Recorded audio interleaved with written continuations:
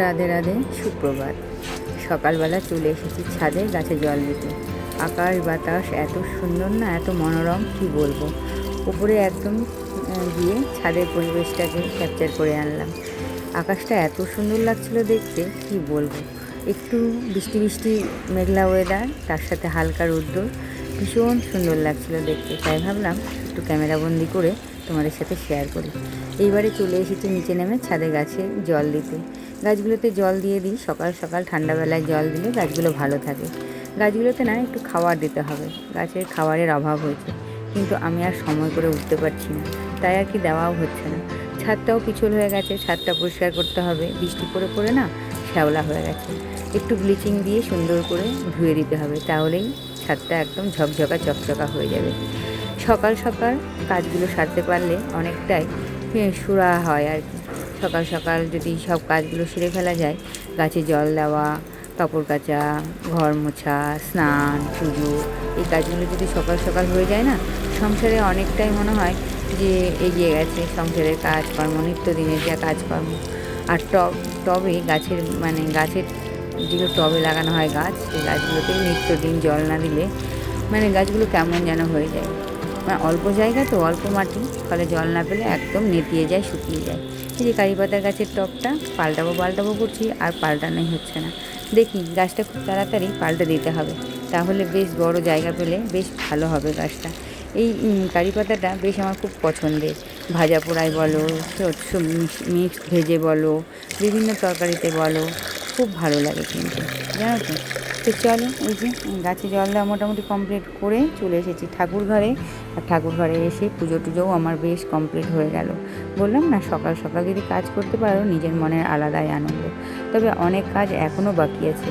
ঘর পরিষ্কার করা হয়নি, দুটো ঘর পরিষ্কার করতে হবে, বিছানাপত্র সব পড়ে আছে।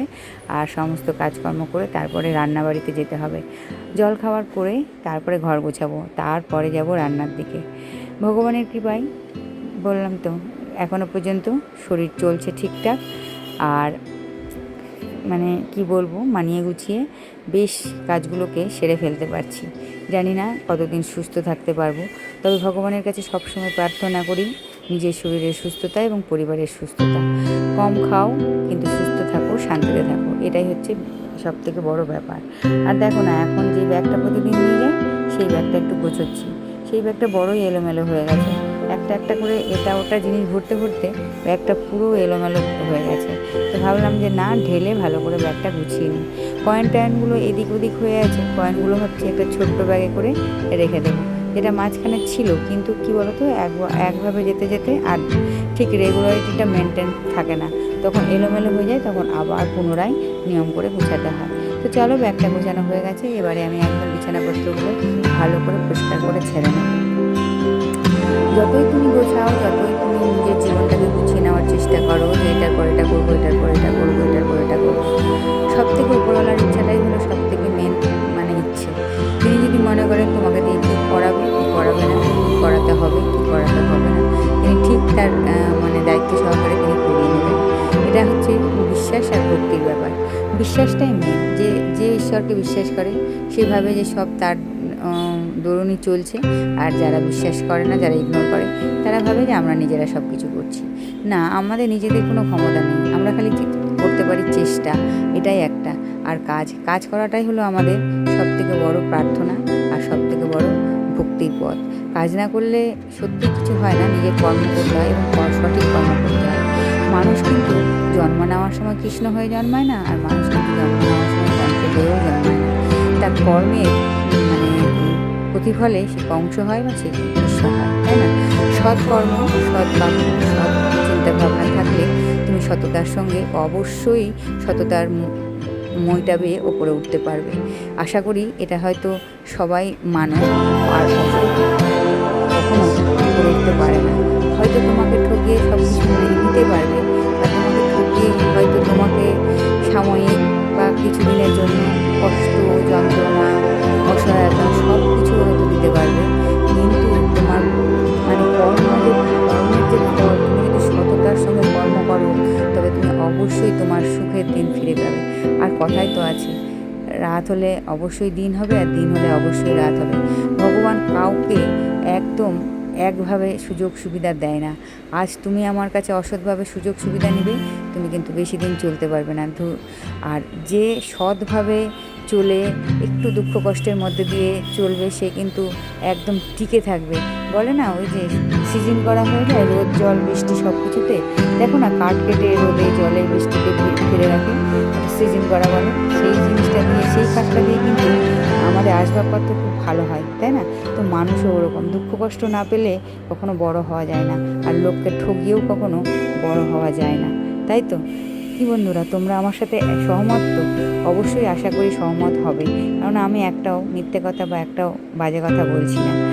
আর একটা কথাই আছে, আগেকার মানুষেরা বলতো, মানে ঠাকুমা দিদিমারা বলতো যে সতের বাতি মানে ধুকধুক করে জ্বললেও বহুদিন জ্বলে, আর অসতের বাতি মানে খুব তাড়াতাড়ি, খুব ভালো আলো, খুব রোশনা, সেটা কিন্তু বেশি দিন স্থায়ী হয় না, সেটা ক্ষণিকের ধূপ করে পড়ে যায়। তো চলো বন্ধুরা, এইটা সবসময় মাথায় রাখবে যে কাউকে ঠগিও না। কাউকে ঠগালে কিন্তু সত্যিই বড় হওয়া যায় না। যতটা নিজে করতে পারবে, যতটা নিজের কর্মের মধ্যে সাধ্য, সেটুকুই করো। লোককে ঠকিয়ে কখনো উপরে ওঠা যায় না, বা কখনো বড় হওয়া যায় না। হয়তো যে ঠগায় সেভাবে আমি খুব চালাক, তাকে ঠগিয়েছি, আনন্দ পাই, আর যে ঠগে সে হয়তো দুঃখ পায়, কষ্ট পায়। কিন্তু কি বলো তো, যে ঠগেছে সেই সৎ বলেই সে ঠগেছে, আর যে ঠগিয়েছে সে অসৎ বলেই সে ঠগাতে পেরেছে। তো এইখানেই হলো সৎ আর অসতের পার্থক্য। যে ঠগাতে পারে সে কিন্তু নিজেকে খুব চালাক মনে করে, যে আমি মানে করেছি।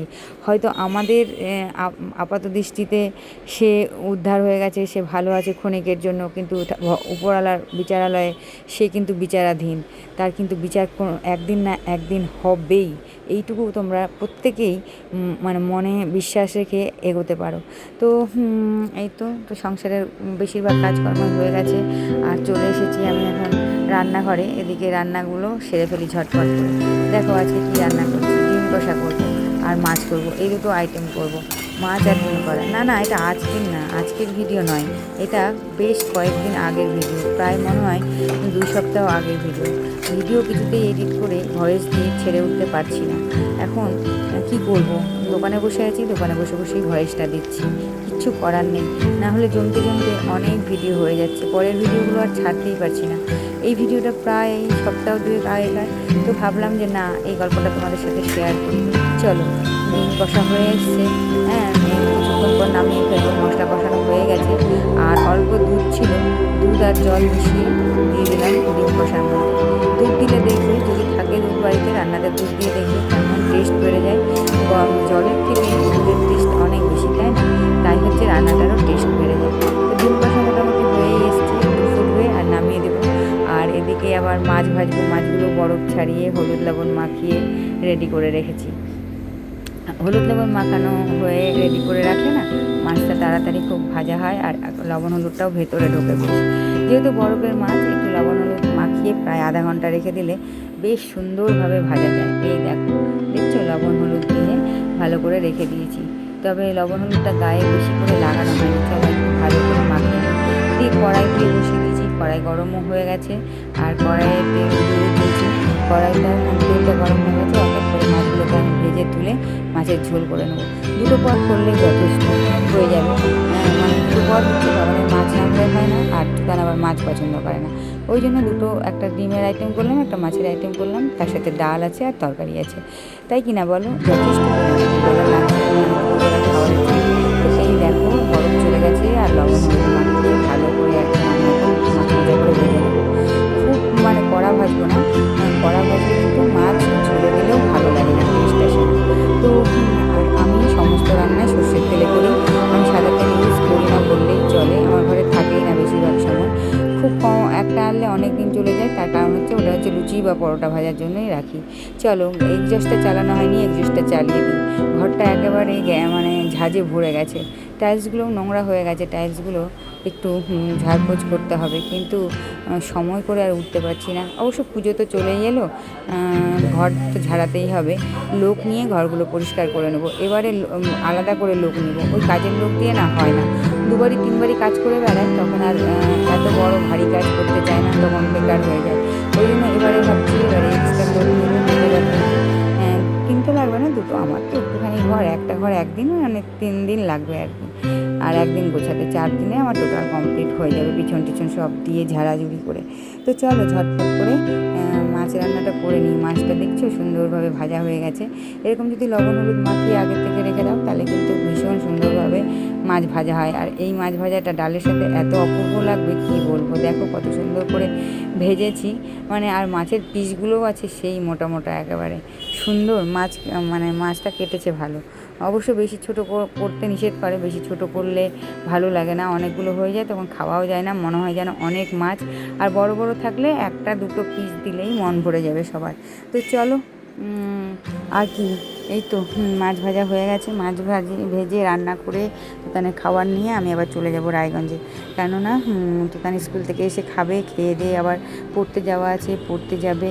তেলটাকে ভালো করে ঝরিয়ে মাছটাকে তুলে নিলাম। আর এই মাটির জিনিসগুলো, পাত্রগুলো ব্যবহার করতে আমার সেই ভালো লাগে।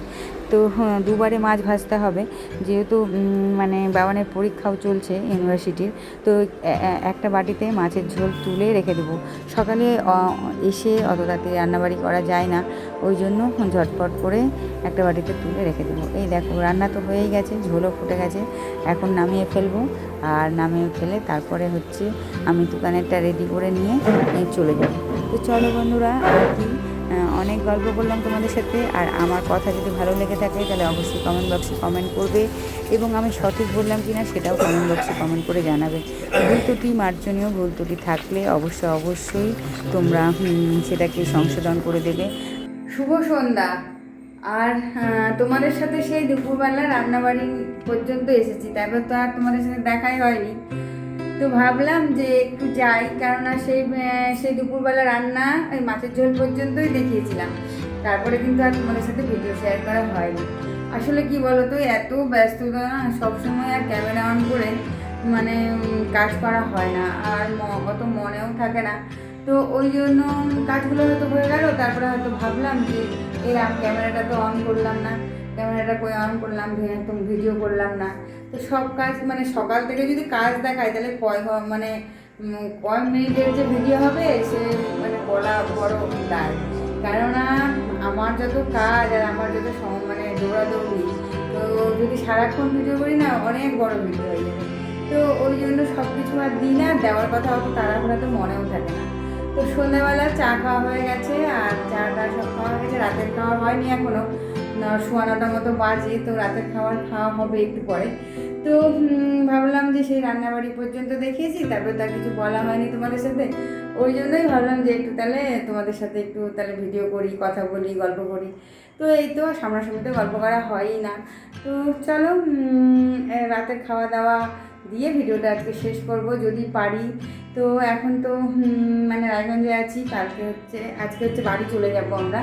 তো ওই জন্য রেডি হয়ে আছি আর কি, সব কিছু রেডি করে আছি। দোকান পড়তে গেছে, আসলেই মানে যাবো স্টেশনে, ট্রেন ধরে বাড়ি যাবো আজকে রাতে। আজকে এখানে আর থাকবো না।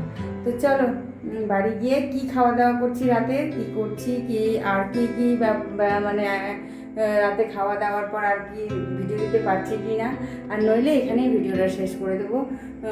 তো দেখি যদি পারি তাহলে গিয়ে শেয়ার করার ইচ্ছা আছে রাতের খাওয়া দাওয়াটা। তো এখনকার মতো টাটা।